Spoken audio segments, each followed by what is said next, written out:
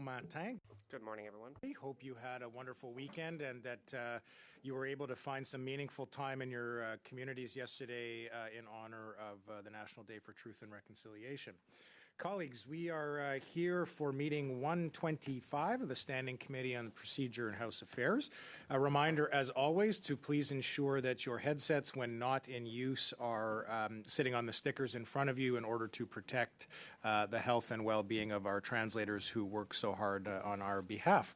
I notice we've got a couple of guests today. Mr. Nader, welcome, and Mr. Lewis, welcome to you.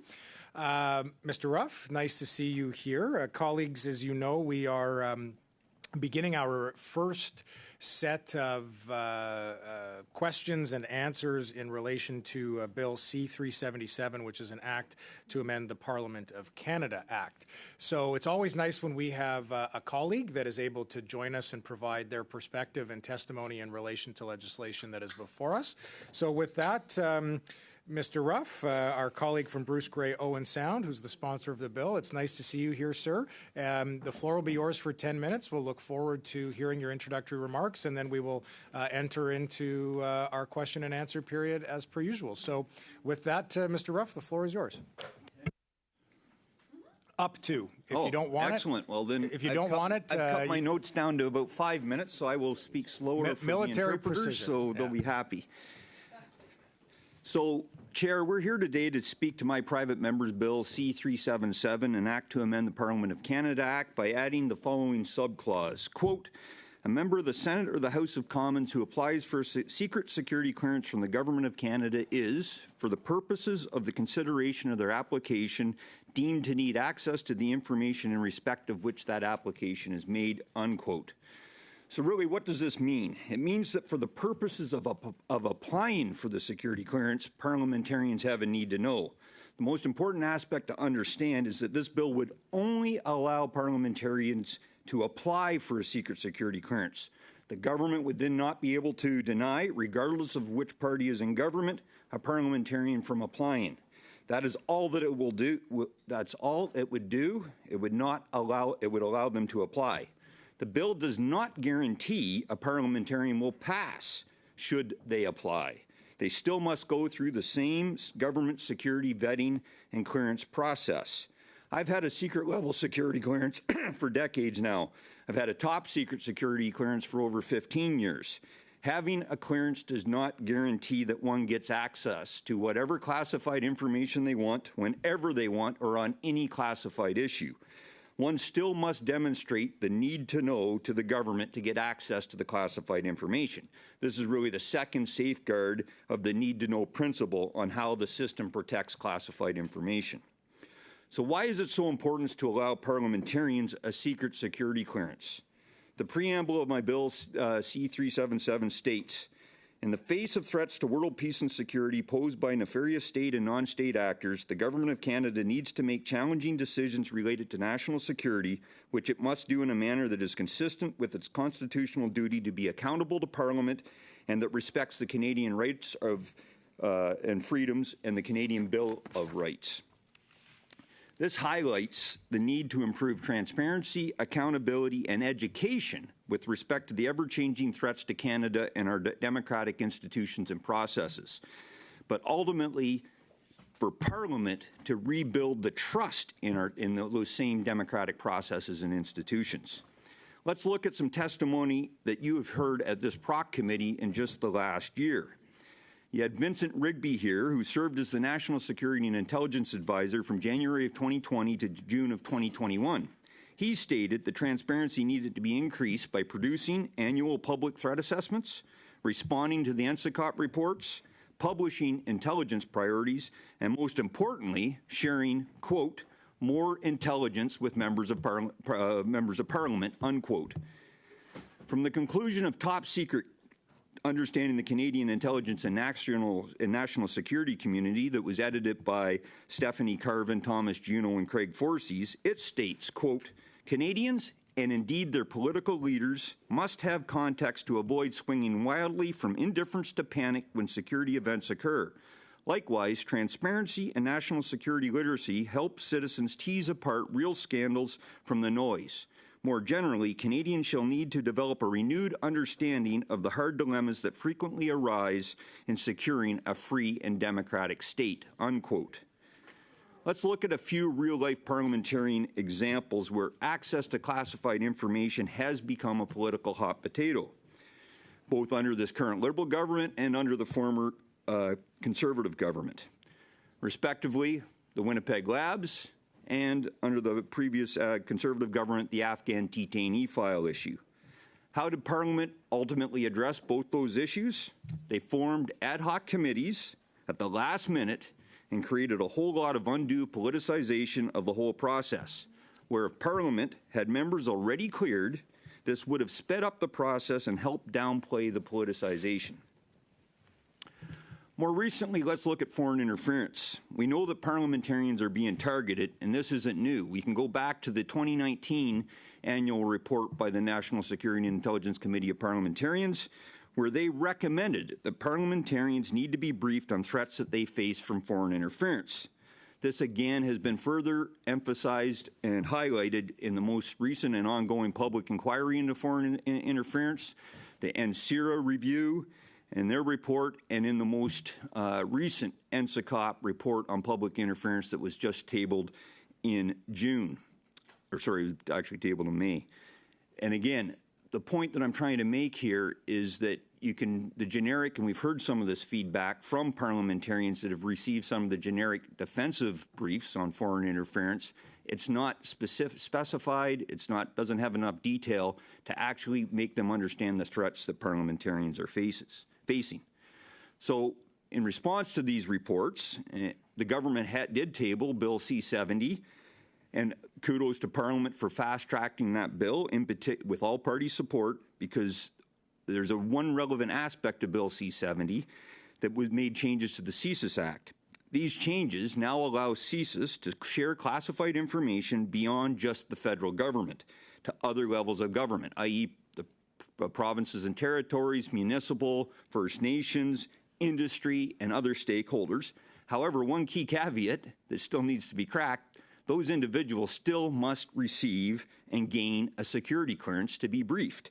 If they're not cleared, they cannot get access to that information unless it's an imminent threat. If it's going to save life, somebody's life, it's a grave public threat. There's all sorts of caveats that allow our national security agencies, including CSIS, to help out.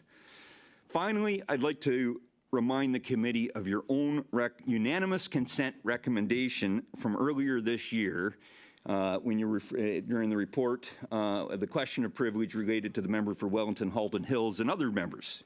Recommendation 3, quote, that the government work with recognized parties' whips to facilitate security clearances at a secret level or higher of caucus members who are not privy councillors, particularly those who sit on committees with mandates concerning foreign affairs, national defence, and national security, who shall be taken as satisfying the requirements for a need to know, to ensure that they may be adequately briefed about important national security matters, including foreign intelligence threat activity directed towards Parliament or their party or its caucus members.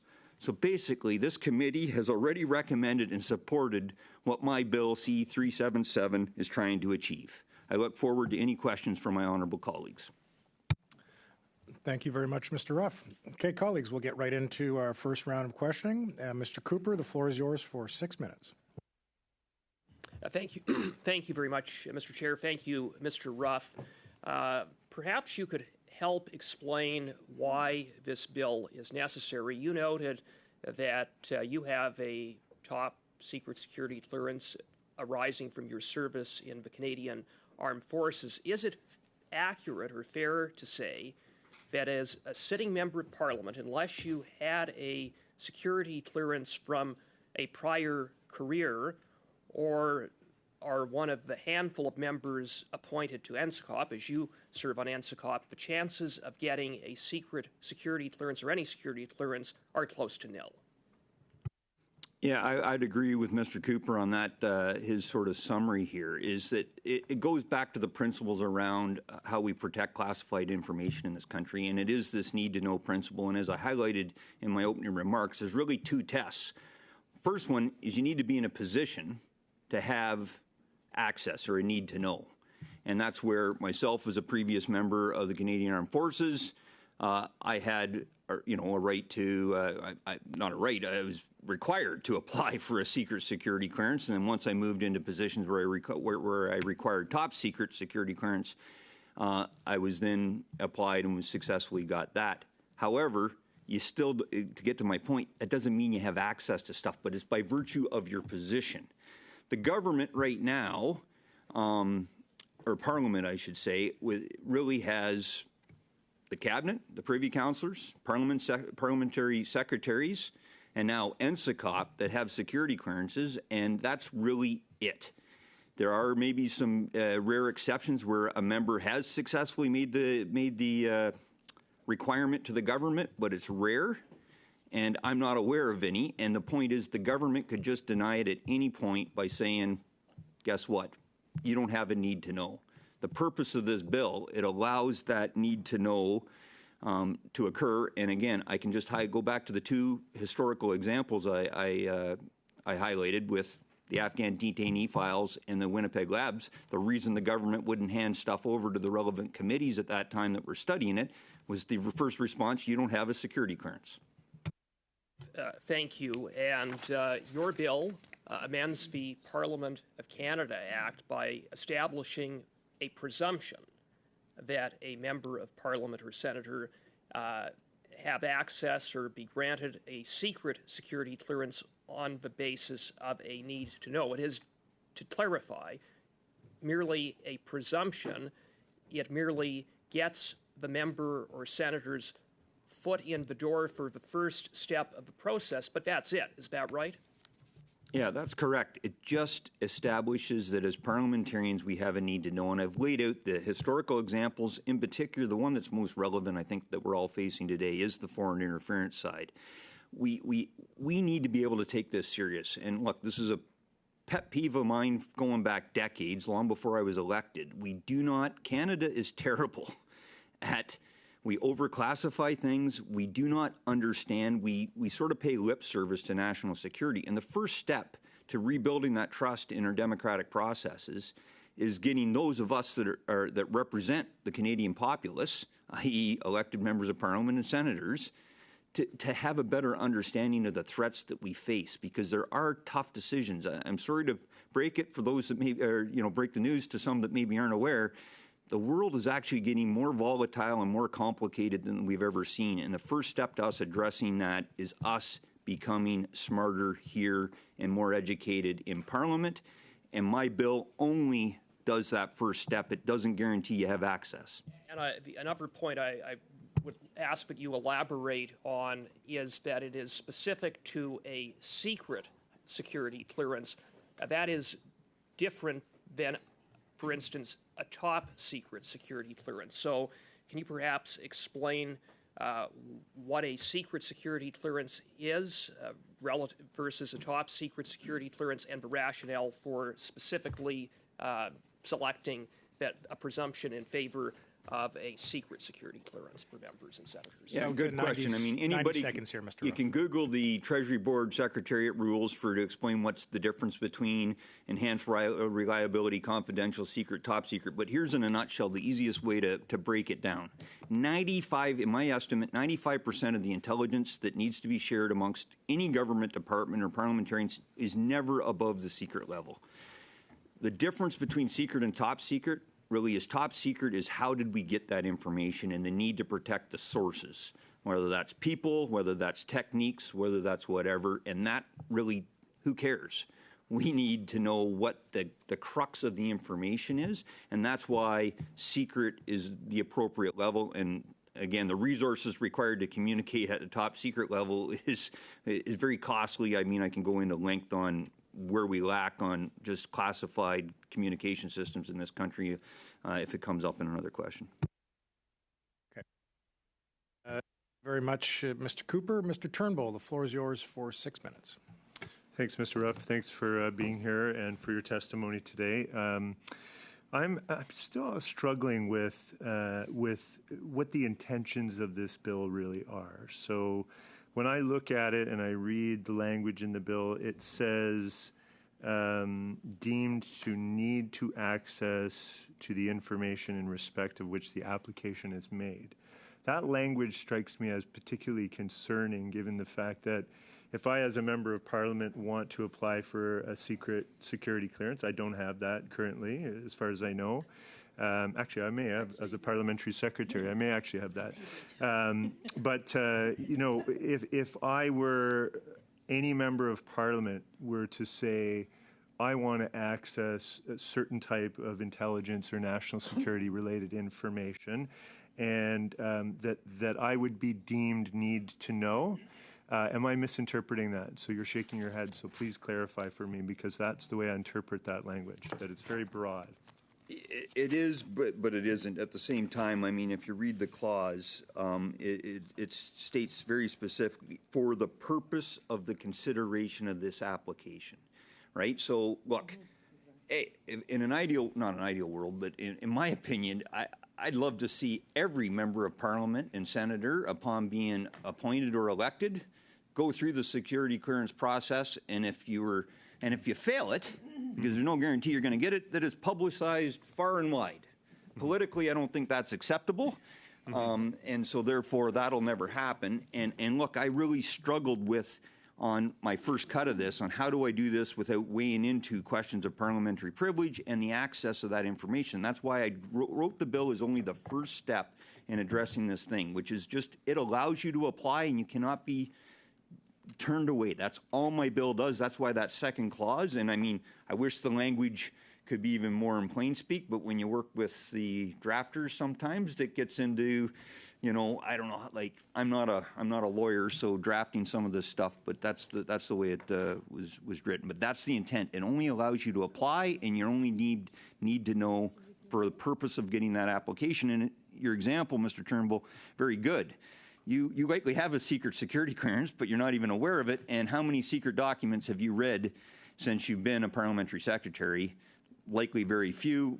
Well, I'd argue none, because if you're not even aware that you have it, then I would argue you have yet to read it, even though you have a clearance.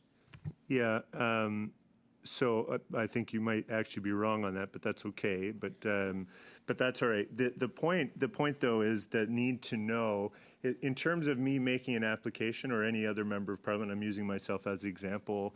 But if I make the application and I'm automatically deemed to need to know, if I were to then get through that screening process, then I would actually get access to that information. That's the part that I'm struggling with, because the language in the bill is not clear as to the fact that there would be another gated step in terms of who determines whether I need to know that information. And I mean, you can understand the concern that one would have if any member of Parliament could make an application for a secret security clearance and then be deemed to need to know that information for which they have applied. If they get through the process, then they get access to that information. So, yeah, that was the whole purpose of what I highlighted, the second step of need to know. Just because you have it doesn't mean you get access. I've had top secret security clearance. I maintained that when I first retired from the military, because if I hadn't been successful in getting elected, I would have likely gone into, who knows, defense consulting, defense contracting, something where I needed. So I had my security clearance transferred for the Canadian Armed Forces over to a private company that then gets registered with Public Works, at the time now PSPC, so that I maintain it. But I sat here for the first 2.5 years of being elected. Before I got put on NSICOP, I actually stood up in the House one day and asked for classified information with national security threats that the government was saying existed. Did the government give me access to one classified document? No. I sit on NSICOP. Does that mean NSICOP gets to see and ask for any document that I want to read? Absolutely not. And I have the highest clearances. So that's the second principle. The government always has that ability to control, regardless of the department, of what information is shared with who. That's the whole processes. And then you got to get into the resource thing that I mentioned too. Unless you're on a system that actually allows you to read classified documentation, you can't read it unless somebody prints a hard copy out of it, and then you got a whole nother process. And when you go through the process, you actually learn how do you what the requirements are to protect that information. Got that. So would individuals who, so you're saying that there's another need to know, which is a second layer of need to know, which is determined by the government, which is not included in your bill. It's not referenced in your bill. So where does that sit? Does that sit in the legislation that this is amending, that you can clearly identify? Because that's my concern when I read this. It seems to throw the doors wide open. So you're saying no, which I appreciate that clarification, but I would want an assurance as to where that other need to know sits within the legislation, and to just know that that there's another gate that people have to get through, because my concern would be that people would be able to access information that they're deemed to need to know, that they perhaps shouldn't have access to, or where there's no rational justification for them to have access to that information. I mean, there's lots of information I'd like to have access to. I'd like to have access to the information that's referred in the NSICOP report about the foreign interference, allegations of foreign interference in the Conservative leadership race. I would like to have access to that and be clear on that. Currently, Mr. Turnbull, going to need you to wrap up, please. Yeah. Currently, the Conservative leader has not got a security clearance, which I find slightly suspect, and can't understand why, as an individual in your caucus, that would be allowed to be acceptable. But I digress, and Mr. Turnbull, I'm going to have to leave it there. Yeah, Thank you. Future conversation. Madame Gaudreau, over to you. Thank you, Chair. I also need to know, without engaging in too much wordplay here, I do have a need to know what the benefits of implementing this change when it comes to our role and our privileges as parliamentarians. So the key thing is really, as I highlighted, the threats that we face, right? Our role as parliamentarians is to hold the government to account. That's really what Parliament's there to do. It's the way our whole Westminster system's set up. We've had historical examples, and again, I use the two, and then most recently foreign interference.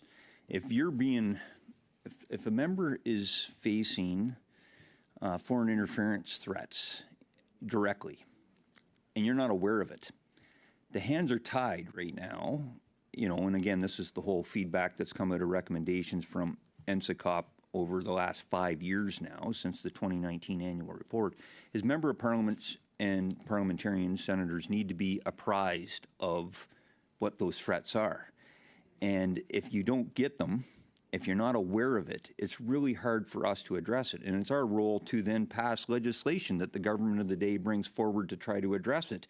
If we have no understanding of what those threats are, and it's very difficult for us to do our job properly to provide the best legislation and the best protection forward for Canadians. So that's really what I'm trying to make. It's no different than if you're a member of the Canadian Armed Forces, if you're in law enforcement, by virtue of your position, it's saying, you know what, you're in a position that should have a higher level of security clearance than the average Canadian, because you should be aware in order to do your job. And I just think, arguably, that parliamentarians have that requirement to be more educated and have better awareness. So when that second step of the need to know principle arises, you can actually address and get access if that's determined, and you make the compelling case to the government of the day. Je comprends les besoins. I understand the need to know. I understand the impact of this as well, especially when it comes to foreign interference. And that's why in Bill C-70 we saw a lot of recommendations. But on the other hand, what is the potentially unfortunate impacts and consequences when there's a request like this that is presented? This could be with regard to parliamentarians' level of clearance and security with the specific information that should be communicated, but at what cost? I'm curious about the risk here. Could you elaborate on that? I'm not sure what you're getting to if you're saying the risk of providing that information to members of Parliament. Well, so that's a great question that this committee that should be seized with. Again, my bill doesn't actually tackle that issue because I knew in a private member's bill it's very difficult to suss out the whole level of detail. However, let's just use three specific examples. We've had 2 ad hoc committees, both on the Afghan detainee file and on the Winnipeg Labs. Was there any risk? Did any of those parliamentarians that received the appropriate security clearance leak anything to the public that they shouldn't have? We've had NSICOP established now since 2017 with the most sensitive information to a much higher level. Has there been a single leak to the public or whatever? There's consequences, and that's part of going through the process that I'm trying to make everybody understand. When you go through the security clearance process, just by going through the process and applying, you become better educated and more aware of how important it is to protect information that is sensitive or classified in nature. En fait, l'essentiel de ma question, c'est... Essentially, I'd like to know to what extent we're going with this bill and what would be the impact of knowing this top secret information.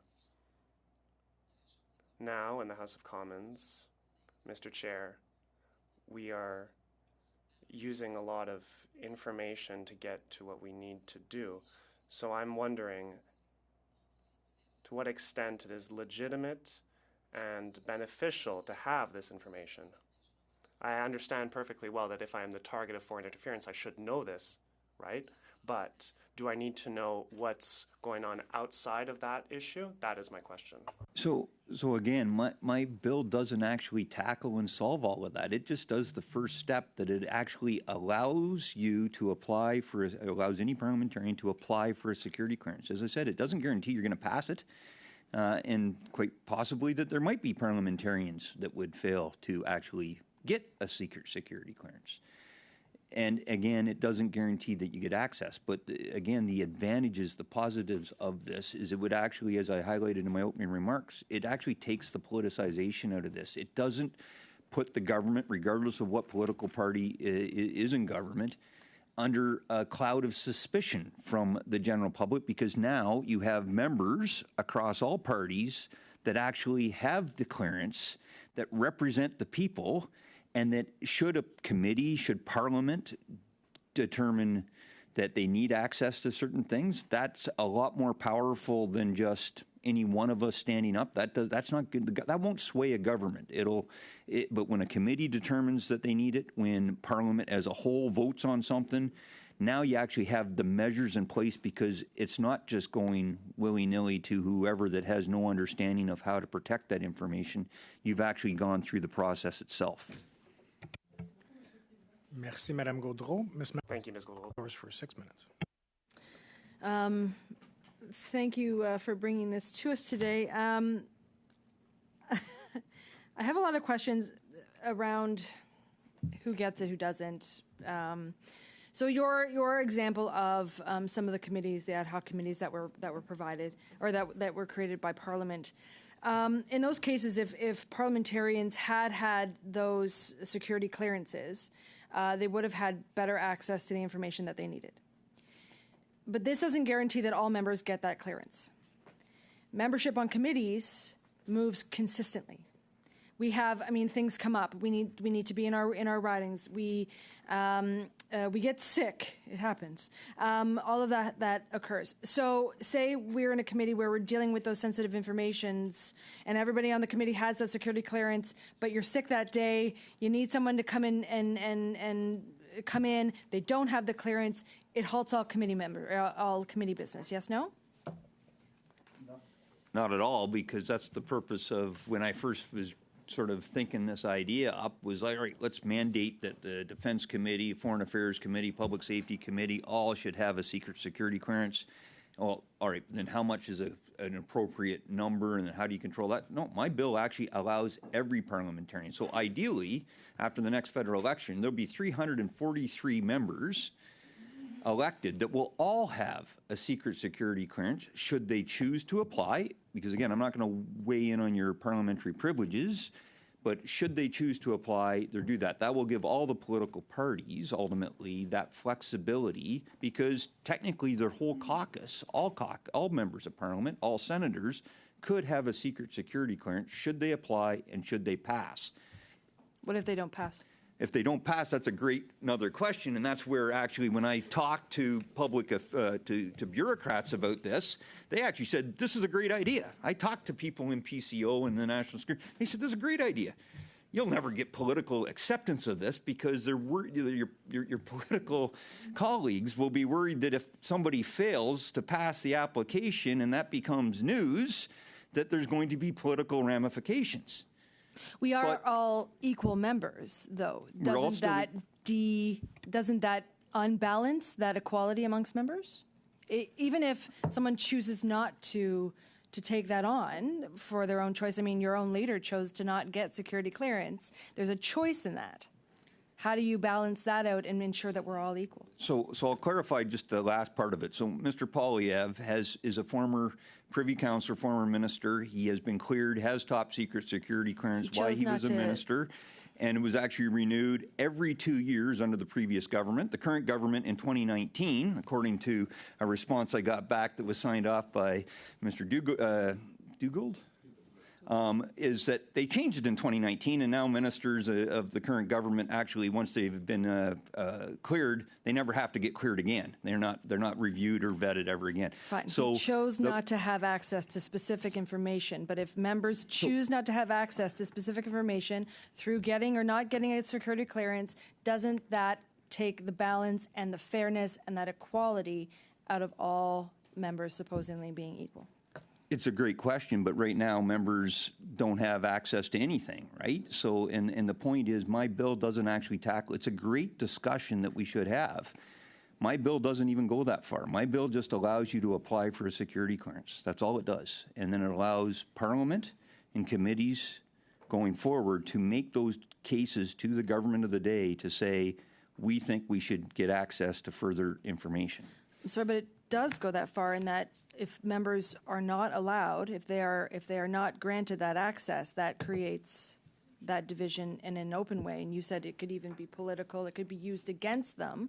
If we're talking about the rule of law here, where people have a decision to make on their representative, nothing should interfere in that decision, and yet that additional level of security clearance or not having it, having information, access to information that others don't have in those different ways, that undermines that, does it not? It doesn't, because I mean that's just the rules we have in place. That if you get access to classified information, there's consequences. That if you don't, if you fail to protect that information under the current Treasury Board rules, and that's the point. That if you fail it, it means that the security apparatuses, law enforcement, ceases, everybody that's part of that review process is telling the government, do not grant this member a security clearance because they can't be trusted. Really, that's what it comes down to. And so that's a valid concern. However, that's a privacy thing. That should never see the light of day. Like, there's lots of cases that could be made. But again, that's up to an individual's choice as a member. And that's why you can't make it mandatory. As much as some of us would love to see it mandatory and make it to do it, you can't grant somebody if they can't be trusted. Because that's what our professional government officials, that's their job, is to protect this stuff. They're not going to give access to information to anybody if they actually haven't, if they're not, considered secure and that they're going to properly safeguard classified information in this country. But to some degree, doesn't the executive branch already do that between... Just a few seconds remaining here, Mr. Ruff. Instead of CSIS doing that, doesn't the executive branch within government sort of do that already? Like, you're saying that you're moving maybe those decision-making factors away? No, not at all, because it's not the executive disputing? government really that makes those decisions when somebody gets a security clearance. Look at what ended up happening with the two ad hoc committees. Each party had to put names forward. People were then passed before they were given clearance or access to any information. Thanks very much, Ms. Matheson. Mr. Cooper, the floor is yours for 5 minutes. Thank you, Mr. Chair. Mr. Ruff, approximately how many Canadians have applied for a secret security clearance or otherwise have a secret security clearance at the present time? Do you have any statistics on Yeah, look, that? I asked another OPQ that somebody might have signed off in the room in the last little while. In the last decade, there's been approximately 250,000 secret security clearances applied for across government departments. Obviously, it's not that large, but that's over a decade time frame. Know how many were denied out of those 250,000 approximately applications for secret security clearance? 23. 23 at the secret level. All right. So 250,000 applications in the last decade, and yet, as it presently stands, a sitting member of Parliament, putting aside being in cabinet, being a parliamentary secretary, having a clearance from a previous career, is shut out. I mean, it seems passing strange. It doesn't seem to make a lot of sense, having regard for the fact that parliamentarians, a core function is to hold the government to account on matters of national security, foreign policy, national defense, and so on, public safety. And how does it make sense that 250,000 Canadians have secret security clearances, but if I, as a member of Parliament, applied, I'd almost certainly be turned down? That's why Bill C-377 has been tabled, Mr. Cooper. And you noted in your testimony that a key recommendation of this committee's report on the question of privilege concerning MP Michael Chong and other members arising from the government's failure to inform them they and their families were being targeted by the Beijing regime provided, and I'll just read into the record the recommendation, quote, that the government work with recognized parties' whips to facilitate security clearances at secret level or higher to ensure that they be adequately briefed about important national security matters. That effectively is what your bill would enshrine, correct? At least, I guess to be clear, the first step of that. Yeah. In fact, this committee's already unanimously made a recommendation that goes much further than what my bill actually achieves. My bill just allows parliamentarians to apply for a secret security clearance. It doesn't garner access. You've actually, as a committee, have already unanimously passed that you feel certain committees need not only to have a clearance, need to have a higher than secret level clearance. That's but that's what you guys determined here, and that then you actually get the information and get briefed on it for certain committees. I wholly support that recommendation that the Proc committee's made. My bill doesn't actually go that far. Second reading debate on your bill, the parliamentary secretary to the Minister of Public Safety said the following with respect to your bill, quote, it does not address what information they, as in members of Parliament and senators, would be looking for, where they would access it physically, how they would maintain it, and on this ad hoc basis, what would actually come of it, end of quote. Don't those arguments from the parliamentary secretary entirely miss the objective of your bill? It does. It goes to the next step, but again, my bill only addresses the right and privilege of parliamentarians to apply for secret security clearance. It doesn't. It's valid concerns about once a committee's decided. It's no different if it was Proc here that says, you know what, we're studying. We want to. Here's actually a potential study for this committee. How, maybe it's more for BOIE, is, all right, should a committee have all their members appropriately cleared, and we decide that Parliament decides going forward to the next step that we need to be doing much more studies at a more classified nature, how do you address the resources, and how do you, because then it comes down, and a point that I want to go to, when I was in the military, my last job before I went to Iraq was handling joint training for the whole Canadian Armed Forces. I put together a consequent management exercise working with the Government Ops Center and Public Safety, 47 different government departments and agencies involved in that. In dealing with an improvised nuclear device having gone off in Peggy's Cove, and then how do you deal with that? And again, not a D&D lead or a CAF lead, but we know is the force of last resort. one of the huge challenges that we identified, and this is all unclassified, is the lack of infrastructure and the lack of even government bureaucracy, people with the appropriate clearance right across this country at the other levels of government. How many people in a hospital have a secret level clearance or access to secret level information that if a terrorist threat was coming down the pipe and that you may want to be prepared to deal with the consequences of it, where does that happen? So I mean, I can go on forever about the challenges and some of the necessary infrastructure and investment that needs to be put into the ability to share classified information. But again, it's a step past my bill. Thank you very much, Mr. Cooper. Ms. Romanato, the floor is yours for 5 minutes. Thank you very much, Mr. Chair, and through you, I'd like to thank MP Ruff for being here. So, MP Ruff, you know that I supported your bill at second reading to bring it to committee, and I think it's important that we actually have an adult conversation about how we classify information. I think we do have a overclassification, but that is not the point of this bill. My interpretation of the bill, and you highlighted it very clearly, is in Article 13(1)A, you explain that it is for the purposes of the consideration of their application. And I think there's a lot of misunderstanding about how a security process rolls out. So there's I don't want to call it need to know, because the need to know is referenced somewhere later on in the process, but this is more of a reason to apply. Why do you need to apply for one? Because in order to actually get your clearance, you need to have a reason to apply. So staffers who work in ministerial offices have to have someone who's authorized to put their name on the list to even apply. After the person applies, they have to go through the process. They have to pass said process. Once they get the process, and if they have secret clearance, that does not mean that we are now reading the JFK files and we have access to everything under the moon. That is not what this is. That's where the need to know in terms of compartmentalizing the information that is at your disposal. Ministers who are Privy Council members do not have access to every ministerial classified document out there. There is another process in terms of being able to access specific information. So this is not opening up Pandora's box to any member of Parliament who wants to know where our intelligence assets are or anything like that.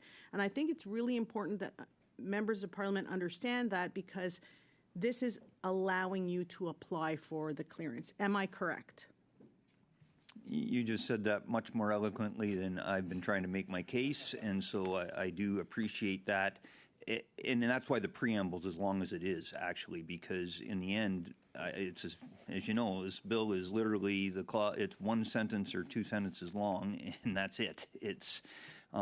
This is only for allowing you to apply. It doesn't take away any of those necessary protections or safeguards that are already in place, and it's just and part of my goal of bringing this forward is to be here today to have this conversation and talk about this, because we don't get to talk about it otherwise, and this is something that I think is drastically important that we as a parliament get our heads wrapped around and take more seriously national security and intelligence.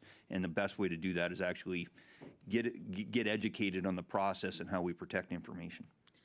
So further to that, I previously sat on the National Defense Committee, and I have in my hand a letter that was signed from the then chair of the National Defense Committee to the then Minister of National Defense, dated December 7th, 2017, at which we explained to the Minister that during the study of Canada's involvement in NATO and the study of Canada and the Ukraine crisis, that information that the committee needed in order to do that study was not available to them, that they were, quote unquote, as a result of not having access to certain critical information through briefings or documents, the committee feels they have been unable to complete their work related to this study in an effective and comprehensive manner. The first issue appears to stem from the requirement of officials to confirm security credentials of members of Parliament before providing information to the committee.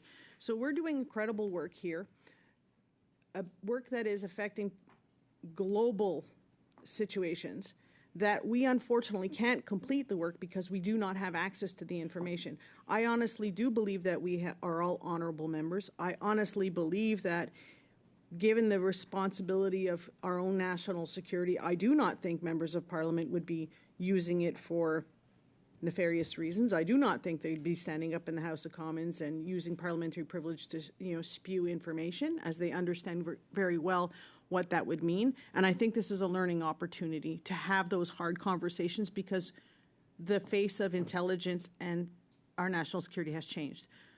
Do you agree that it is time that we actually start having these conversations and actually move the dial forward to make sure that members of Parliament are able to do the work that they are required to do?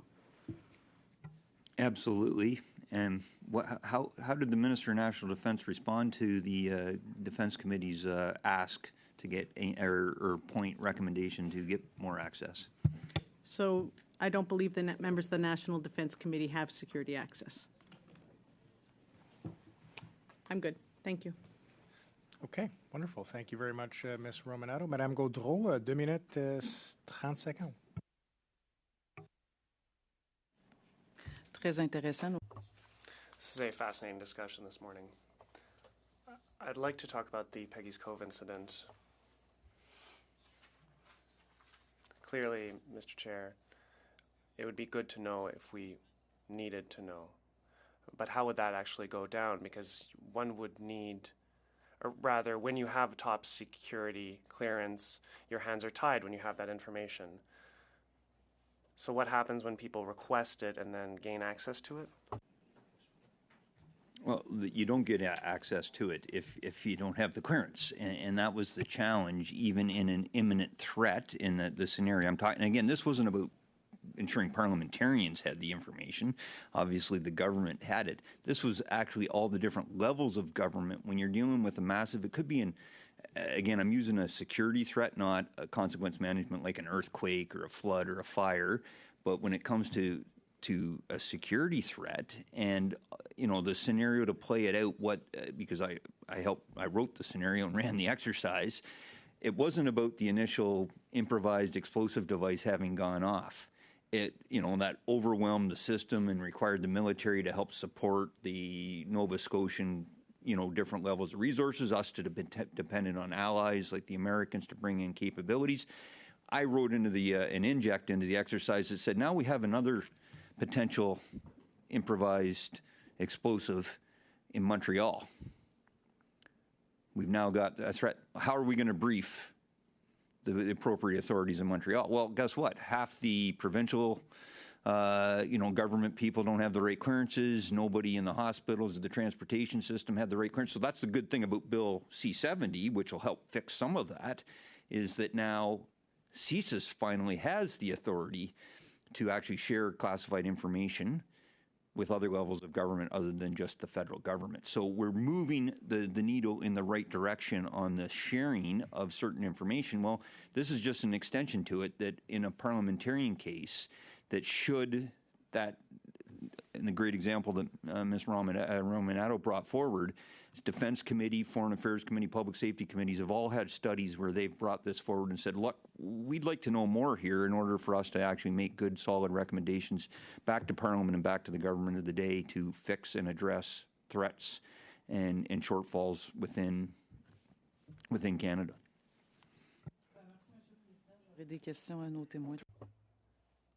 Inaudible. Thank you, Ms. Gould. And you'll end us off with 2.5 minutes here. One of the concerns, and I've certainly heard it as a sitting member on the Defense Committee, is that we overclassify information. Is there a concern that with those who have the information already and putting those levels of classification on, if they understand that all members of Parliament might have it, that they would classify things differently, thereby increasing levels of security clearance so that it just becomes out of reach additionally? Not at all. There is no, as somebody that was in that business for 25 years, there's no thought of that. I mean, you can pull up the Treasury Board rules, and each of the departments have sort of their own guidelines on how stuff gets classified, and it's really about, it has nothing to do with who has access or who has a clearance. It's all based upon, does this information pose a security threat to Canada if it gets out? In my limited time, another question I had, a concern, was that all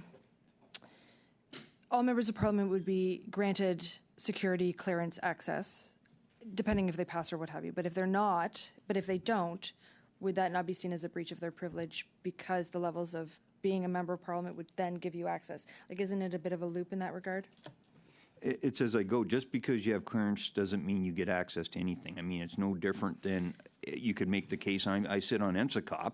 I get access to stuff, but is that a breach of your parliamentary privilege because certain members get access to information? No, this is no different. This is just saying you have a right to apply. That's all it does. No, I'm saying that if you apply and you're not granted it, this bill says because I'm a member of parliament, I get to apply.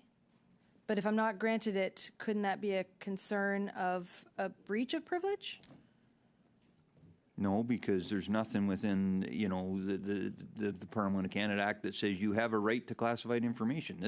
My bill slowly allows you to apply for a security clearance. It's not breaching your privileges, and if you failed it, I think that's a valid question that we should be debating, or that would be a concern to not only Canadians but to Parliament, is if we have parliamentarians, whether they're MPs or senators, that fail to actually pass a security clearance. Right, but again, isn't that a breach of my privilege? Like if I fail? So you're saying that we have every right to question that. So wouldn't that go through the speaker as a breach of privilege? If a member of parliament or a parliamentary senator wants to bring forth the fact publicly that they failed to pass a security clearance, good on them. I don't think it would reflect well on the government that appointed the senator, or very well on that member's ability to get reelected with their populace. If they're trying to make the case to their riding, please reelect me. I can't even get a security clearance in this country. Ms. Matheson, that's all the time we have. We have. Do you want 20 seconds to clarify if you have a question there? Could we get her to clarify, please? That we're getting to the crux of that, though, like it undermines all of that democratic rule of law, breach of privilege, if you're denied. It's a valid question that this committee can feel free to address and try to tackle as the next step. But again, my bill doesn't guarantee anything. It just allows you the right to apply. It doesn't. I'm not, and I would actually caution against Parliament, deciding and ruling on the fact that all members of Parliament or parliamentarians automatically get access to a secret level security clearance. I would not support that. Personally, I would vote against that if that came forward. It's a personal choice whether you want to apply or not. And again, we have a process in place. And if you think we need to change our Treasury Board rules around what is required to pass a security clearance, that's fair game. But as I said, my bill doesn't address that. It doesn't seek to address that. It just allows you the opportunity to apply and not be denied that opportunity to actually apply for a secret level security clearance. Okay, thanks very much for the clarification, both Smith Matheson and Mr. Ruff. Mr. Ruff, thank you very much. That was an interesting discussion, and your testimony today was valuable, so thank you very much. Colleagues, we are going to suspend briefly as we turn over to the second hour of testimony on this piece of legislation.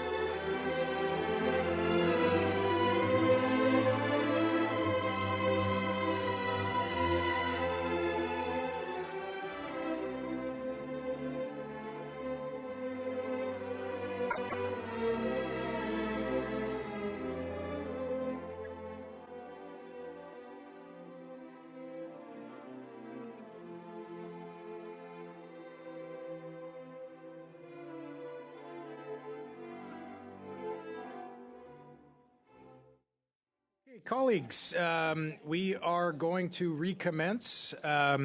Joining us for the second hour on a deux témoins. We have a few witnesses. We have Mr. Wesley Word. International Governance Innovation. Mr. Work, welcome back. Long time no see. And Dr. Christian Leprecht, Professor, Royal Military College of Canada, who is joining us by video conference. So, colleagues, we'll follow the same set of protocol as we always do. Mr. Leprecht, I'm going to turn the floor over to you for 5 minutes, up to 5 minutes, followed by Mr. Work, who will have 5 minutes, and then we'll get into our round of questioning. Colleagues, a friendly reminder again, particularly to witnesses, please make sure that when you're not using your earpiece that you have placed it down on the sticker in front of you. With that, Mr. Leprecht, or Dr. Leprecht rather, we are going to turn the floor over to you for 5 minutes, sir. Messieurs, je vous remercie de l'invitation. Gentlemen, thank you for inviting me. I'm going to give my opening remarks in English, but you may ask questions, obviously, in the official language of your choice. With subject matter expertise, I recently co-authored a book entitled Intelligence as Democratic Statecraft, Accountability and Governance Across the Five Eyes Security Community, published by Oxford University Press, which is among the world's most reputable scholarly publishers. And I'm also a student of constitutional democracy, having co-edited Essential Readings in Canadian Constitutional Politics. Both areas of expertise are relevant to this bill.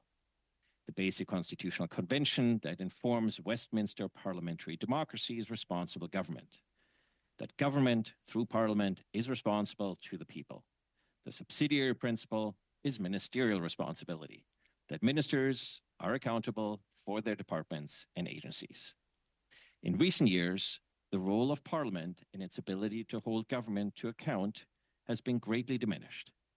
That at a time when the size of the bureaucracy is up 45% since 2015 and government spending is at an all-time high. Yet, as Donald Savoy documents in his most recent book, the civil service is atrophying and becoming less effective. That's in part because ministers seem to take little responsibility for what happens in their departments. Instead, they seemingly prefer to blame civil servants. In response, civil servants become highly risk-averse. Yet Parliament is hampered in its role of holding the government to account because the civil service reports to the political executive.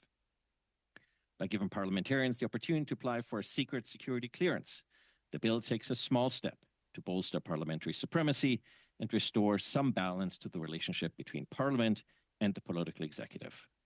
Access to documents that would otherwise be protected, and the ability for civil servants to testify frankly before committee on protected material in camera improve the ability of Parliament to hold government to account.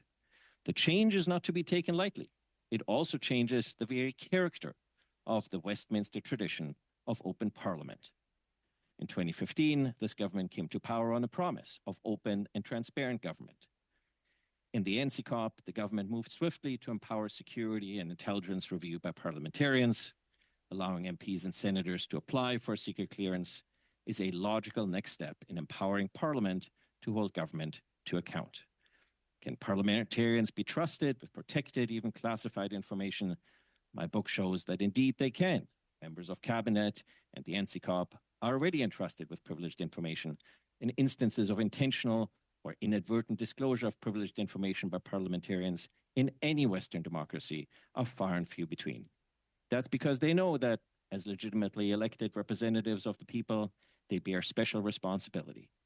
Access to sensitive and protected material and in-camera meetings also reduces incentives for grandstanding at committee. By contrast, political staffers leak information strategically all the time. Just last week, we had an apparent leak by a department to the Globe and Mail. Given the way the government has instrumentalized secrecy provisions for partisan purposes, in the case of the National Microbiology Lab, for instance, and as we are learning from the Ho Commission, possibly in the selective treatment of national security intelligence, if political staffers get access to sensitive and protected material, then so should parliamentarians. Bill C-377 conforms with the principles of who needs to know and what they need to know, because parliamentary committees would ultimately put forward a case to the government of the day, which material members should be able to access and for what purpose. And party leaders will be accountable for MPs they appoint to committees.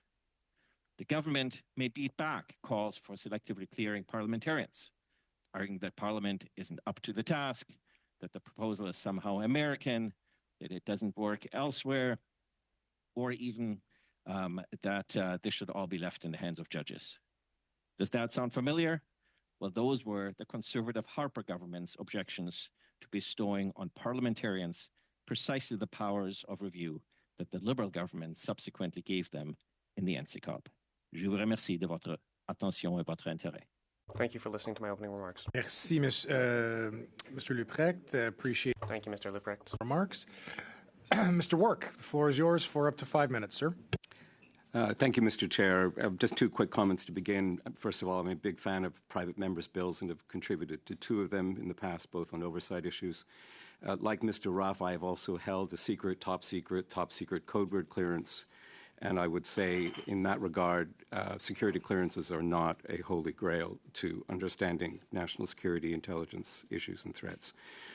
But to the bill, Bill C-377 would establish an unprecedented power for Canadian parliamentarians on their own initiative to apply for a secret security clearance in order to access classified information. This power has no equivalent among the parliamentarians of our Five Eyes partners, those who are Westminster-style democracies.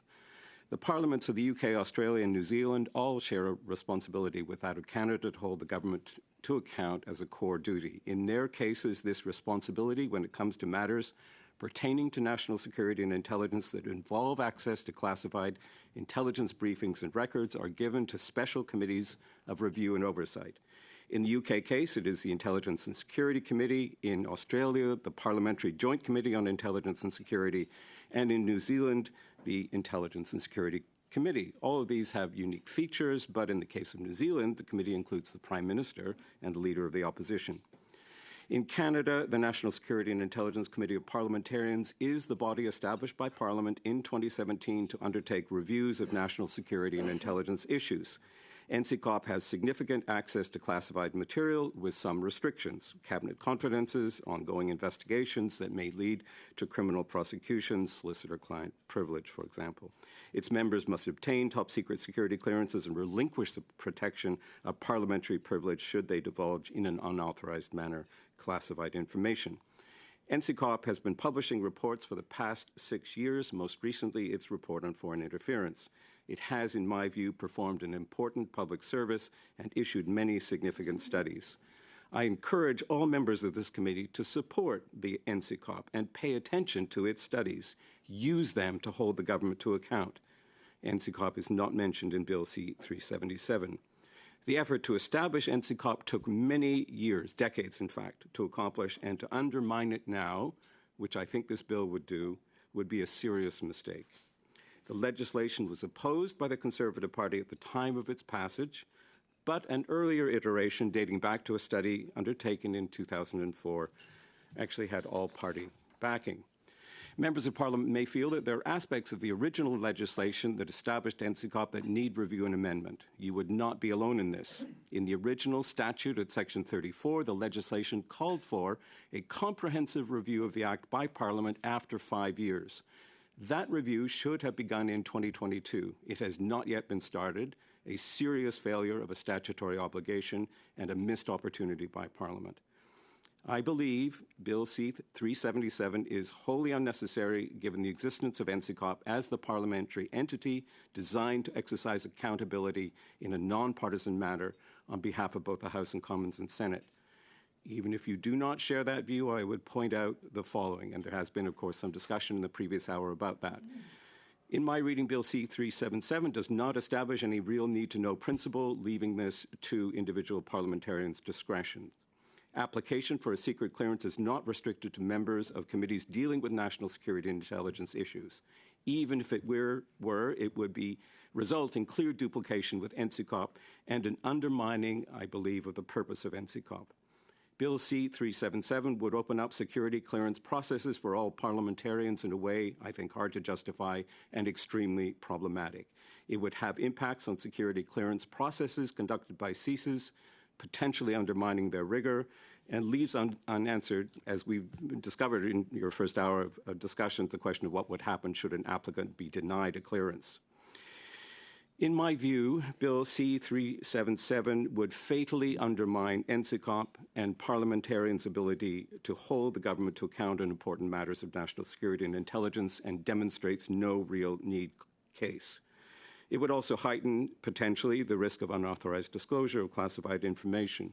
A better alternative would be to have a system in place whereby, and I stress system, whereby party leaders have clearances and can receive classified information, as NCCOP itself has suggested. I would finally encourage parliamentarians to push instead in a different direction on a genuine declassification strategy, which I think would be a great benefit to all parliamentarians and members of the Canadian public in terms of better informing Canadians about national security issues. Thank you. Thanks very much, Mr. Wark. Mr. Ruff, I imagine that you have some commentary to provide, so the floor will be yours for 6 minutes, sir. Thanks, Chair. Look, my first, I guess, rebuttal would be to the testimony to Mr. Wark. As a member of NCCOP, and I cannot speak on behalf of NCCOP here, I can only speak as somebody that's been a member for the last couple of years, because NCCOP really takes privilege in that we speak through our reports, and the fact is, I do agree that it's very nonpartisan, but part of the value of that committee too is everything is done at a secret level, in camera equivalent, so that it takes away the politicization.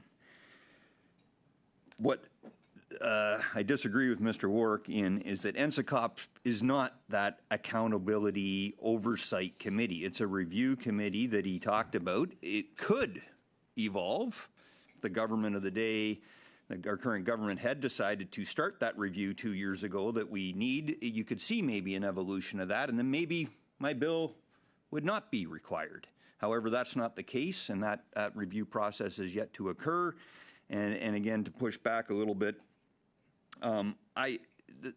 my bill does not guarantee access to anything. It doesn't undermine anything. It just allows members to apply. I guess I want to go, so that's just my commentary. I'm not looking for a response there right away.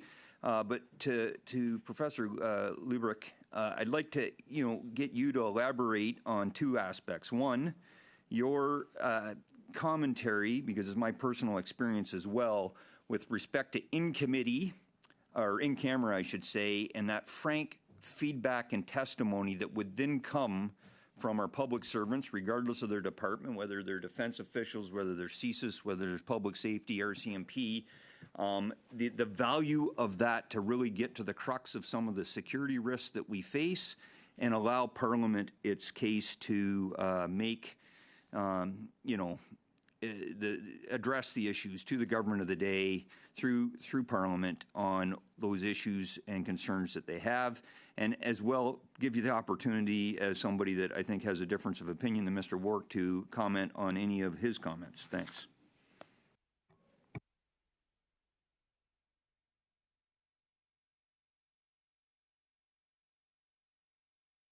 That's for you, Professor Lubrecht, if you want to respond. Okay. Just to make sure that I don't jump the gun. So I think the in-camera discussion is a very high value opportunity. I mean, if you look at governance boards, for instance, public governance boards, I sit on two of them for the province of Ontario, for instance, where certain matters are required to be discussed in public, in particular matters related to finance. So I would say matters, for instance, that are clearly matters of confidence, or so, for instance, maybe matters of perhaps public discourse, any sort of money bills or the like. But much of what parliamentary committees do, I think, ultimately could benefit from a more informed conversation, also by parliamentarians, to understand how government works and why civil servants make the decisions that they do. My experience is that civil servants will be rather reticent to, in public, with comments that could possibly be construed as critical of the government of the day, and so they should, in order to maintain neutrality and to remain to objectivity. And so I think it will allow committees to get a better picture. I don't see this as like a broad opportunity for parliamentarians to get access. I also think that it's a bit obfuscating the matter when we necessarily talk here about a classified top secret information. I mean, a lot of what we're talking about is simply the opportunity to have access, in many cases, to simply documents that government would protect for any number of reasons, as government does in the course of practice, and to have a franker discussion. So in practice, I simply see this as an opportunity to empower Parliament. I also think the conversation about the NCCOP obfuscates the matter in the sense that we all know that NCCOP is a committee of parliamentarians. It is not a parliamentary committee.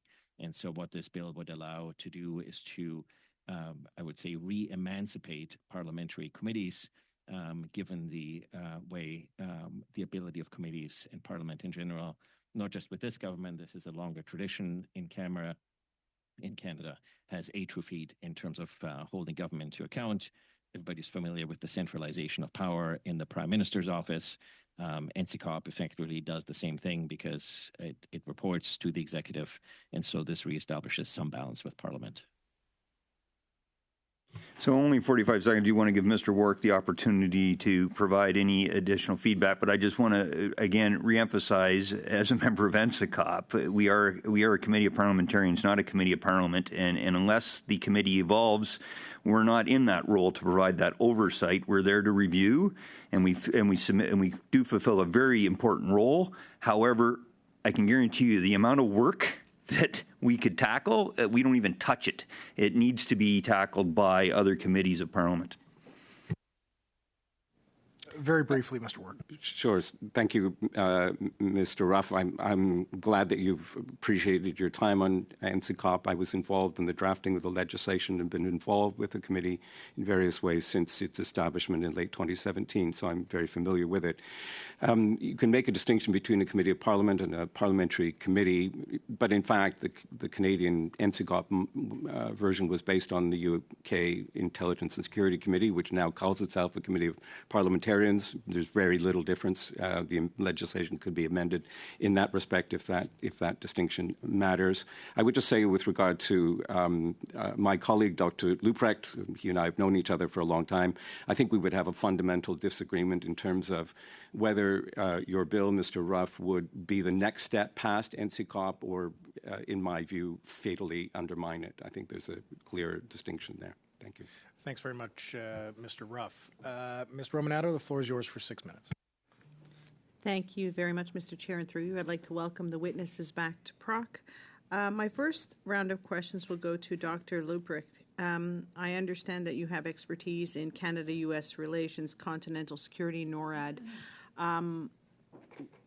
How would the adoption of C-377 impact our largest partner in terms of defense south of the border? Would there be any impact in terms of that relationship?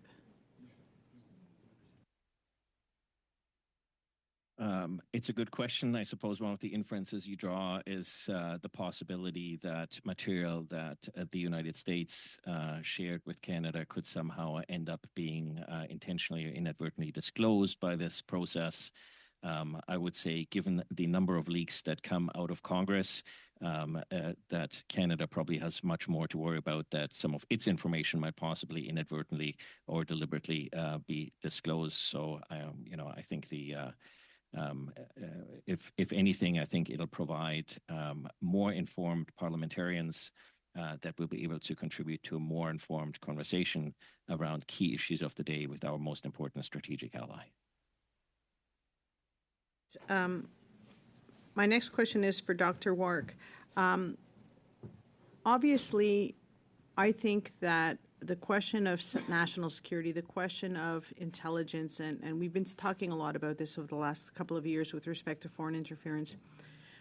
I think there's an educational piece here that is really important in terms of parliamentarians and all those who support us understanding a little bit more about what is intelligence, what is information, what is evidence, and so on and so forth.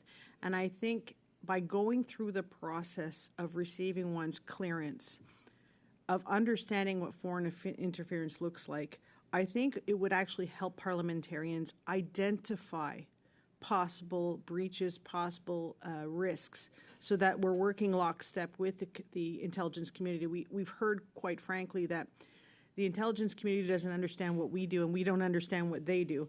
But one of the other questions is, because if we were to do this, I would assume then all of the staff members that support us in what we do, whether it be on committee, might also necessarily have to go through security clearance, because obviously the handling of documents, whether it be access to the documents, it's not as if I could forward an email and say, please print this and put it in my day file, because they don't have the necessary clearance. So what would be some of the ramifications or unintended consequences of us doing this in terms of expanding the scope of who actually has to get the access?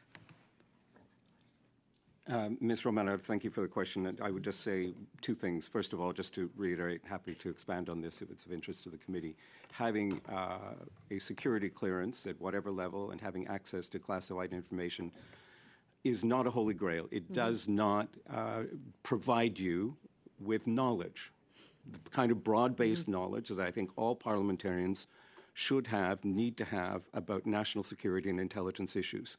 There is a vast amount of information in the public domain that is available to parliamentarians and Canadians that is, I suspect, little studied, including past reports from NCCOP, NCIRA, the Intelligence Commissioner's Office, their predecessors, and all the other kinds of public documents that are put out.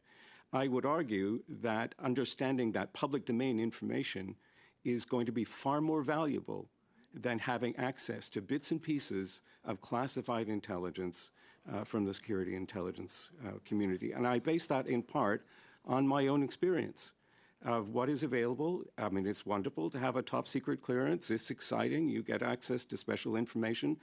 Secret clearance, less valuable. Everybody has a secret clearance in the government, but it's not a holy grail. Except parliamentarians. Yeah, it's not a holy grail, though. Lots of stuff to study on behalf of parliamentarians. The other thing, just in terms of consequences, this would open up a considerable set of challenges, I think. And I think it's important for members of this committee to understand that security vetting is done by CSIS.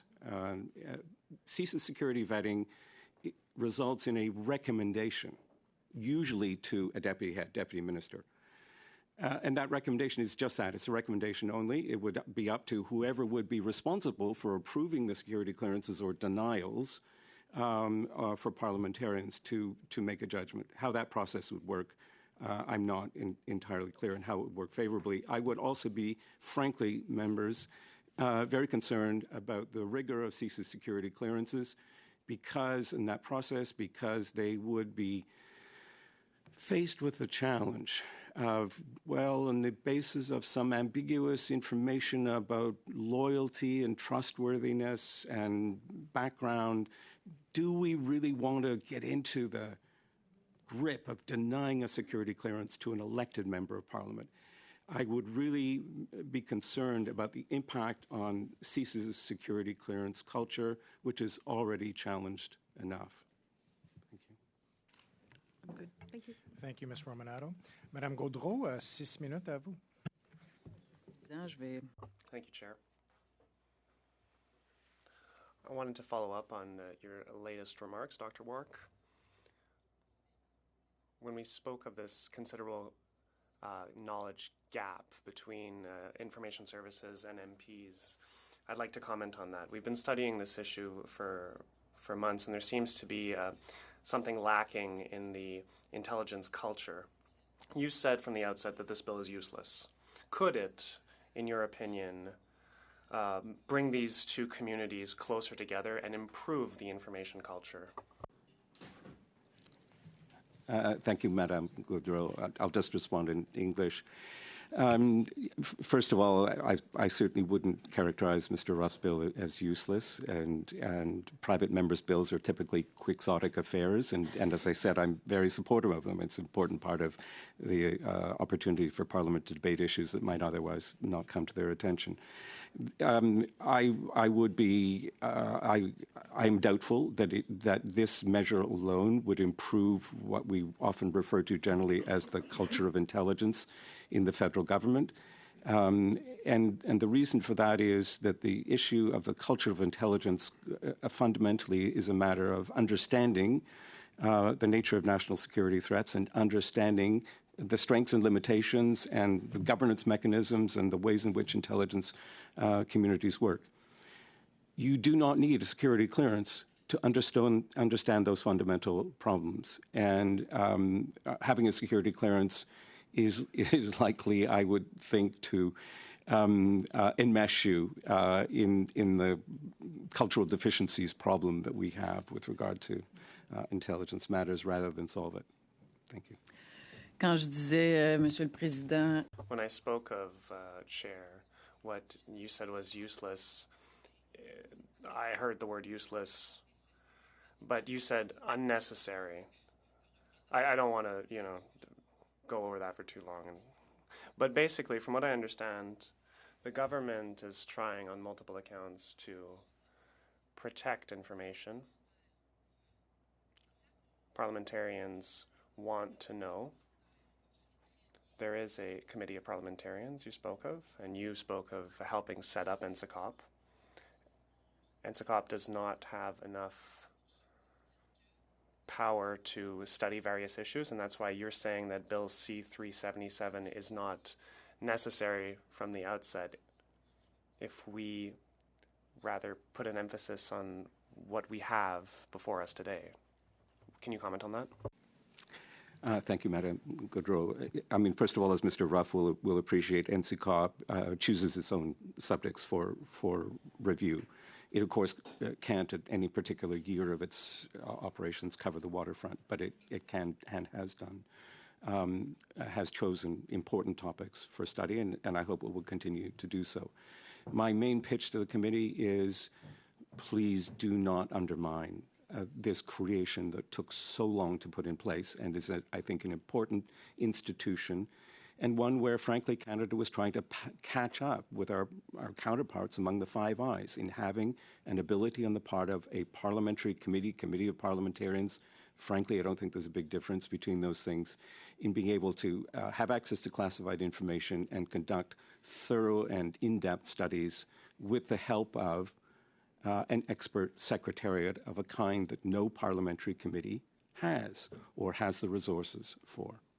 So I think it is an important institution, and my real fear about this bill is not its usefulness or uselessness, it is the undermining of the very important thing that we created in 2017 that is still maturing but deserves to survive, and it certainly deserves a timely parliamentary review.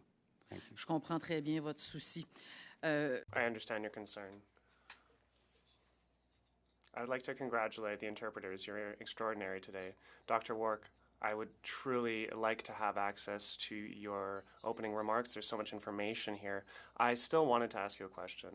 You mentioned that the Five Eyes group do not have this level of security clearance, don't you? Yes. Okay. What other country gives this kind of access to parliamentarians outside the Five Eyes group? Are there any countries? Thank you, Madame Gaudreau. I mentioned the Clerica study that had been undertaken by a Geneva think tank that has done a lot of work in terms of parliamentary oversight and review. And it examined this issue, in fact, and does make a distinction between different kinds of processes undertaken by different parliaments. So there are certainly some European parliaments that provide security clearances to members of parliament, principally on the basis of their role with respect to selected committees. And this is true, as I recall, for parliaments as diverse as those of Poland, Slovakia, and so on. But certainly there are European countries that adopt that. that process. It also is important to say that none of those countries have the kind of dedicated, specialized committee of the sort that NSICOP represents. So that's certainly an alternative method, in my view, not nearly as powerful a one as the one that we've created, and can potentially reform and make stronger still in the future. Thank you. Merci, Monsieur le Président. Vous m'avez bien éclairé. Thank you, Chair, and thank you for your remarks, Dr. Wark. I understand the issue better now. The floor is yours. I think we've been talking a lot about, and I think ultimately we're sort of along the lines of the transparency of information. And I myself have heard in the Defense Committee, of course, that I think the stat was given that Canadians classify 70% above what the Americans classify in terms of information. Could we talk about the fact that does this bill actually get to that idea of transparency, and that maybe we should be doing this another way? And my understanding maybe is that there are, and what I've certainly done, there's ombuds offices within Parliament. There's officers of Parliament. There's the Auditor General. There's commissioners and so on. Instead of this way, would it maybe make more sense in terms of that transparency to look at, if it's possible, to give those actors within this parliamentary context more teeth, more responsibilities, greater access to information, reporting directly to Parliament, those sorts of things? I'd like to hear from both witnesses. I guess Mr. Wark first, and then Mr. Leuprecht, Dr. Leuprecht. Ms. Matheson, thank you for. I'm not sure my microphone is working. Thank you for the question. Just quickly, I would say two things. In direct response to your question, I don't think it would improve transparency necessarily, because if a member of Parliament got a security clearance to the secret level, was provided with classified information, that member of Parliament would not be able to divulge that information in any kind of public setting, unless you were going to use parliamentary privilege to do that, which would create a huge problem. I would say that there are two things that I would certainly like to see happen. One is that I would like to see the government really deliver on the promises that were embedded in the National Security Transparency Commitment that was issued in 2017. It's not a piece of legislation, it's just a commitment, but it was an important set of principles, and it has never been properly followed through on. The second thing is, and again, just to come back to remarks that I made in the opening statement, we do not in this country have a declassification strategy. Any way in which, in a systematic format, previously classified information can be lowered in terms of its classification or made public in the public interest. And that is a serious weakness that sets us apart from many of our Five Eyes counterparts, especially the United States and the United Kingdom.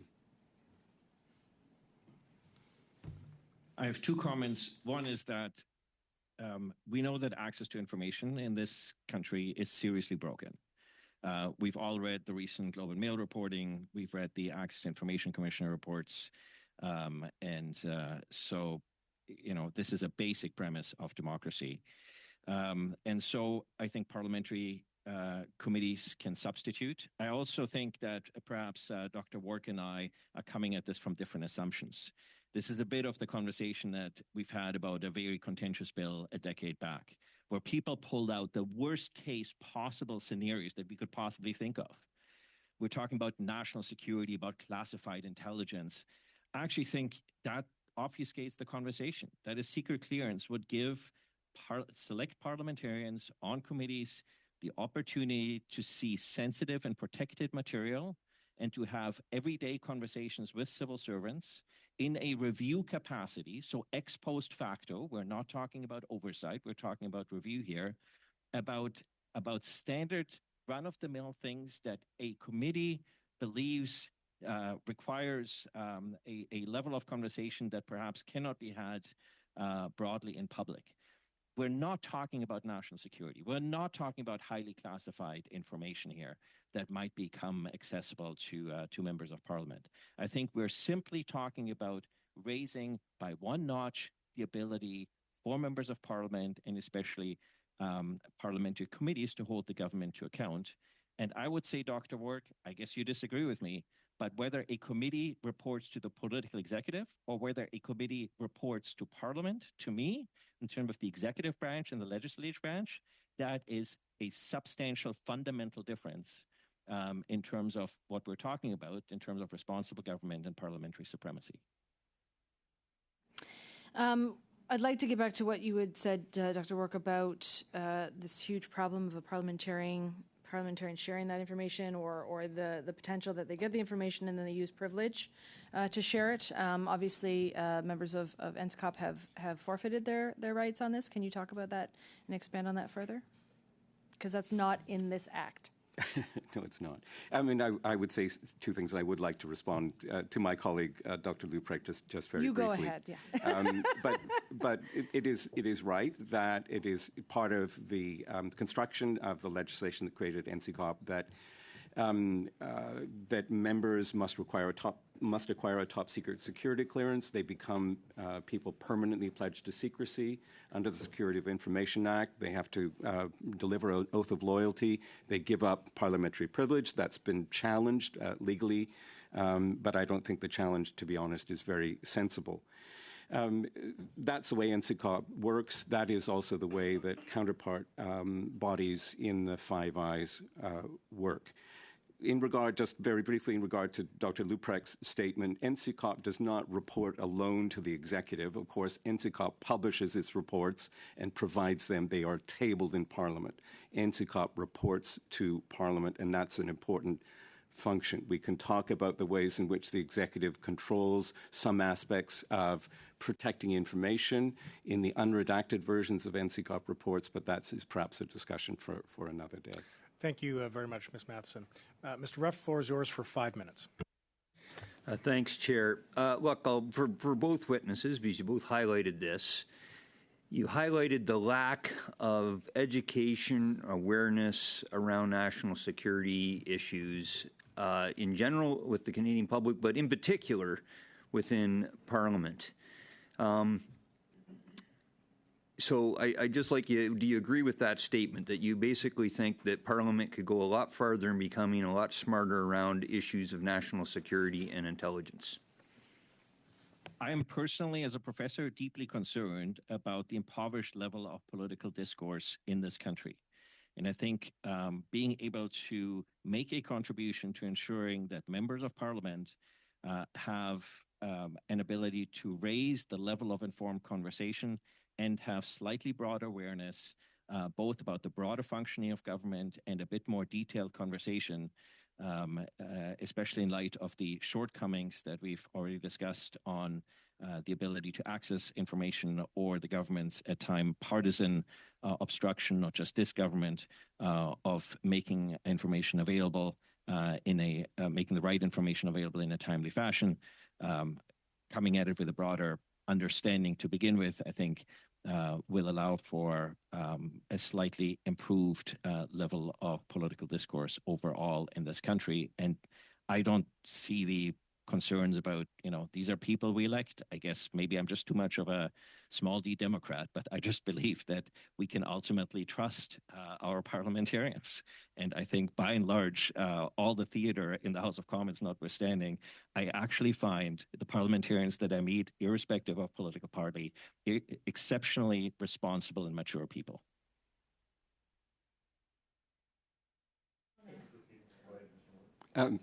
Thank you. Just very briefly, I think anyone who studies national security intelligence issues in Canada will share Mr. Ruff's view that there is a problem with what the former CSIS director, David Vigneault, often referred to as a lack of national security literacy. It is a problem. The solution to it, I don't think, comes through delivering security clearances to all members of Parliament.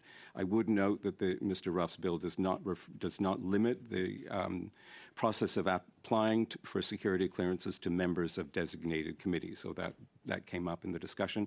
Even if it did, I would continue to worry about the potential undermining of that fundamental and important role that NCCOP plays. The think tank that I've been associated with since 2020, Center for International Governance Innovation, issued a major report in 2021 called Reimagining Canadian National Security. And that was designed in part to try and make a contribution to a better public understanding. But again, I would come back to the fact that members of Parliament in particular cannot consider themselves as passive consumers waiting for intelligence briefings to come their way. There are many ways in which they can inform themselves through information in the public domain about threats to national security and intelligence. Thank you. So I guess I just do want to address, because Mr. Work brought it up a few times, and it'll be interesting. I will bring this conversation up with my colleagues in the NSICOP committee, but in no way does my bill undermine the work that NSICOP does. I have no concerns about NSICOP's continued existence. I think there's a recognition across Parliament of the valuable work that NSICOP has been able to do. And so full stop, there is more than enough work that Parliament needs to do to tackle this. And I guess just to get to my point, that why I asked the sort of leading question around the literacy around national security is that the only way is to start down this path. And I get, is people need to become more aware. There's loads of information out there. Parliamentarians, though, can't study it all. We're very dependent upon focused studies when some issue becomes the issue of the day. And that is the role of committees of Parliament, not committee of parliamentarians, to actually provide that accountability and oversight. So I think that's why some of this is important, because if you want to take the politicization out of the debate and out of the discussions, you need to have informed discussions, and you can't have that without having the level of detail. So I guess just I will summarize here in saying that my bill, again, doesn't guarantee access to anything. It just allows parliamentarians the right to apply for security clearance. So nobody sees anything, nobody gets anything unless it's been worked out at the table at either the respective committee and with the government of the day. Thank you very much, Mr. Ruff. Dr. Luprecht, I do see you had your hand up, but just to note, the protocol on committee is that a witness has to be asked by a member to respond. So hopefully a question will be directed toward you, where you'll have the opportunity to add your remarks in that regard. Mr. Turnbull, the floor is yours for 5 minutes.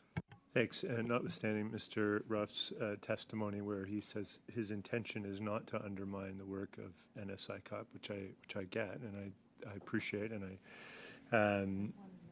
I take at face value. Like I don't think it's your intention to do that. I think, Mr. Work, though, you've said that this bill would fatally undermine, which is pretty strong language. So I want to get you to unpack that a little bit more. I don't think you've necessarily had the chance to do that yet.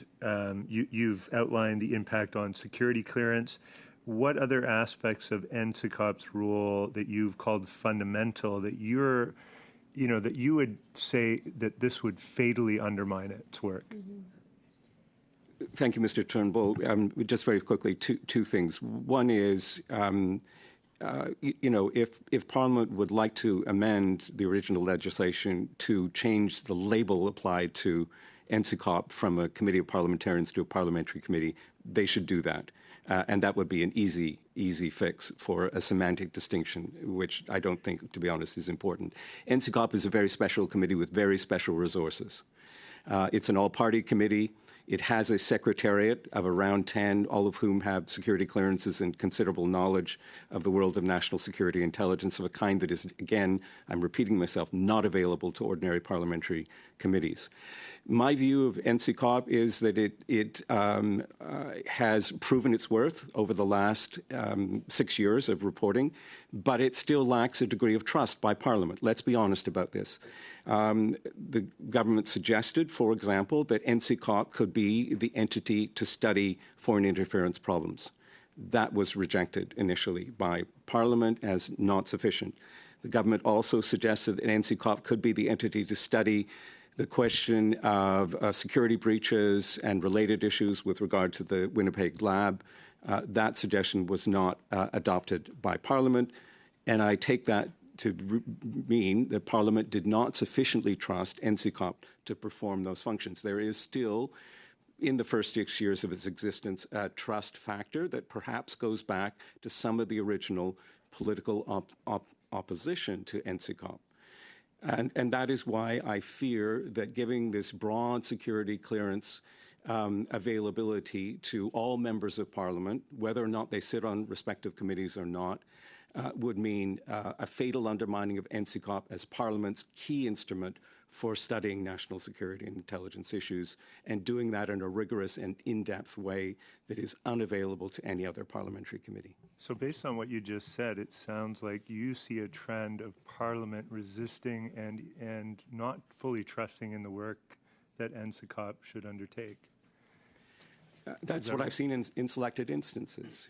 This is a continuation of that? I fear it might be, and that's why I said fatally undermine. It's a question of the extent to which Parliament is willing to trust and rely on the abilities of NCCOP to bring issues to Parliament's attention in that accountability realm that are of major public interest. Thank you. You also mentioned the heightened risk of unauthorized disclosure, which is something that concerns me as well. One of the ramifications of this bill would be if there's numerous other MPs that now have secret security clearance and have gained access to national security and intelligence information, how would we ensure the necessary safeguards in terms of how those documents and that information is shared? Would their staff need to get security clearances? Like, there seems to be a whole number of other considerations around operationalizing the implications of this bill. Would that not be a concern for you as well? Thank you, Mr. Turnbull. Just very briefly, as Mr. Ruff will know full well, there are processes and protections that need to be in place to handle classified information, to store it, to retain it, and so on. And so all of that would have to be made available to MPs, senators, and conceivably their staff, depending on how this process would be rolled out if the private member's bill was established. I don't want to emphasize, the idea that parliamentarians cannot be trusted with classified information. My concern about heightened risk is in part a concern about how this initiative would be read by our Five Eyes partners, to be honest, in terms of always that tension about the kinds of information and intelligence that can be provided to Canada and the extent to which it can be protected by Canadians. I think there would be some questions raised about our Five Eyes partners, from our Five Eyes partners, not least because they do not share this practice. Thanks very much, Mr. Turnbull. Madame Gaudreau, 2 minutes 30 seconds. J'en aurais tellement à dire, Monsieur. I'd have so much to say on this topic, but I'd just like to go back, to follow up on what we're talking about.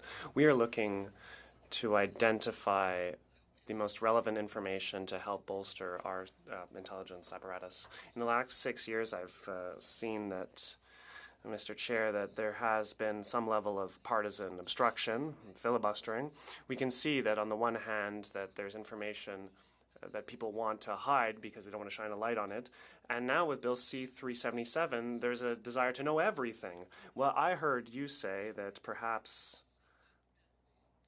the security apparatus doesn't have enough teeth, or even that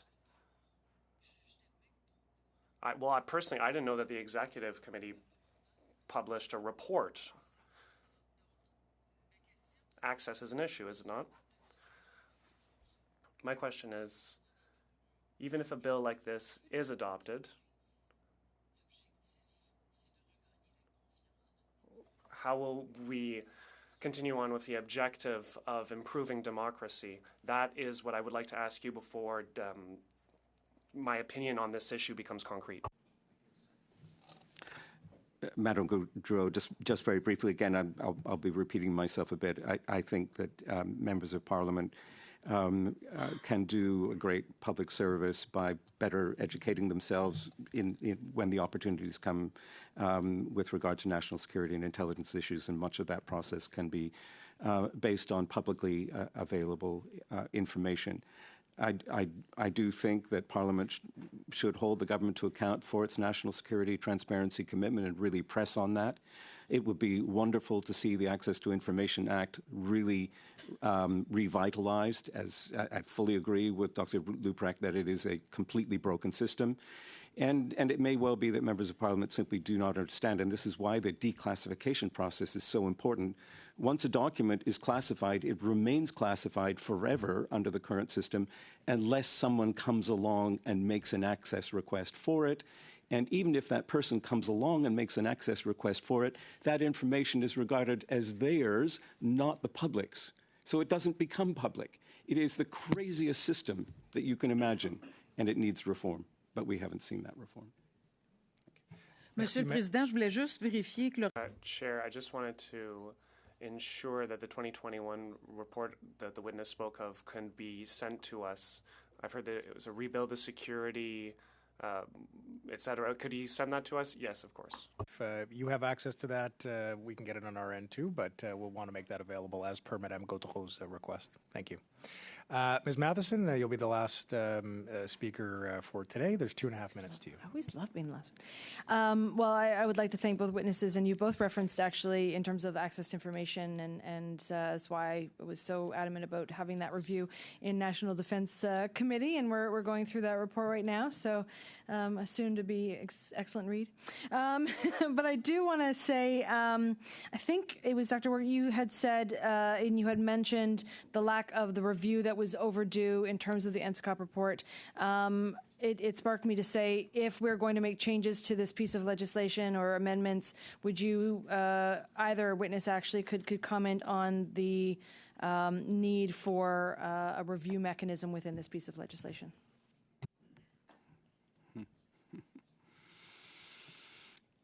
Ms. Matheson, I'll just go quickly. It's an interesting question. I think there's much that is unclear in terms of the governance of this process that Mr. Ruff has proposed, including the questions that we've touched on in terms of how CSIS would handle security clearances, make recommendations to who, and how those recommendations might be handled, whether granting a clearance or denying it. Who would be in a position to review such a process, I think would be a question that I would scratch my head about. Thank you. Mr. Lebrecht? Timely review is built in, for the Australians do this regularly with an outside judge every 5 years of the whole national security sort of infrastructure.